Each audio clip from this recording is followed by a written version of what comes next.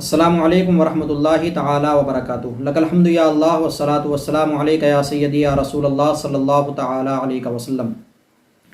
ناظرین اکرام، ایک سوال جو کہ مجھے واٹس ایپ پر ایک بھائی نے کیا ہے، میں نام تو نہیں جانتا ان کا، بہرحال سوال کیا ہے، بہت عجیب سا سوال ہے اور بہت ضروری بھی ہے، جو کہ غالباً ان کے طرف یہ رسم چلتی ہے، اسی کے متعلق سوال کیا ہے اور بہت زیادہ پریشان بھی لگ رہے تھے، تو میں نے سوچا ان کو جواب دے دوں۔ یہ انہوں نے کہا کہ حضرت ویڈیو بنا کر کے ہی ڈالیں تاکہ میں ان کو ویڈیو دکھا سکوں جو اس طرح کی حرکتیں کرتی ہیں عورتیں۔ دیکھیے، اس وقت میں سب سے پہلے یہ سوال اور جواب بیان کرنے سے پہلے بتا دوں کہ اس وقت میں لوگ اپنی ایمان و عقیدے کی طرف توجہ ہی نہیں کر رہے، باتوں باتوں میں ایسے باتیں کر جاتے ہیں کہ ایمان و عقیدہ جن سے ختم ہو جاتا۔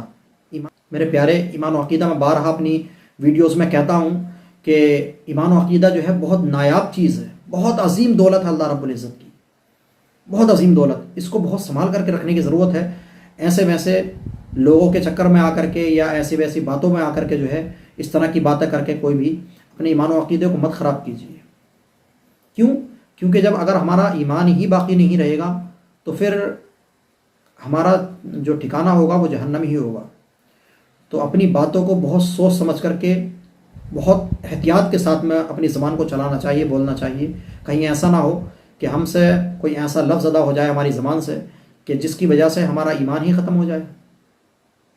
ایک سوال جو کہ بہت خطرناک سوال ہے، میں آپ کے سامنے رکھتا ہوں، اس کا جواب دیتا ہوں۔ پھر سوال ہے، انہوں نے سوال کیا کہ میرا سوال یہ ہے کہ ہمارے یہاں پر عورتیں یہ کہتی ہیں کہ شادی کے موقع پر ڈھولک پر پہلے 4-5 اللہ گا لو، اس کے بعد گانے گانا شروع کرنا۔ اللہ کے گانے کسی کتاب میں لکھے ہیں؟ یہ سوال ہے کہ کیا اللہ کے گانے کسی کتاب میں لکھے ہیں؟ دوسرا سوال ہے کہ اللہ کے گیت اس طرح کے انہوں نے بیان کیا، اس کے حوالے سے بیان کیا اللہ کے گیت معاذ اللہ۔ دیکھیے، نقل کفر نباشد، میں وہ الفاظ دہرا رہا ہوں، مقصد یہ نہیں ہے کہ کیونکہ نقل کر رہا ہوں میں، صرف نقل کفر نباشد ہے، تو کفر نہیں ہوتا نقل کرنے سے، کسی کفری لفظ کو بیان کرنے سے، صرف بتانے کے لیے۔ تو گانے کے گیت جو لفظ بتائے ہیں انہوں نے گیت کے، اللہ کے گیت جو ہیں وہ اس طرح کے ہیں کہ جھالر کی سیج موتی، سونے کا تکیہ، سلاوے میرا رسول، سووے میرا اللہ، معاذ اللہ معاذ اللہ، صد بار معاذ اللہ۔ افسوس، کیسے کیسے لوگ اور کیسی کیسی بات ہے، اللہ اکبر۔ ایمان و عقیدے کے بارے میں تو سوچے کم سے کم، یہ صریح کفر ہے بالکل۔ اللہ رب العزت سونے جاگنے، اونگ وغیرہ سے، ان سے سب سے پاک ہے بالکل۔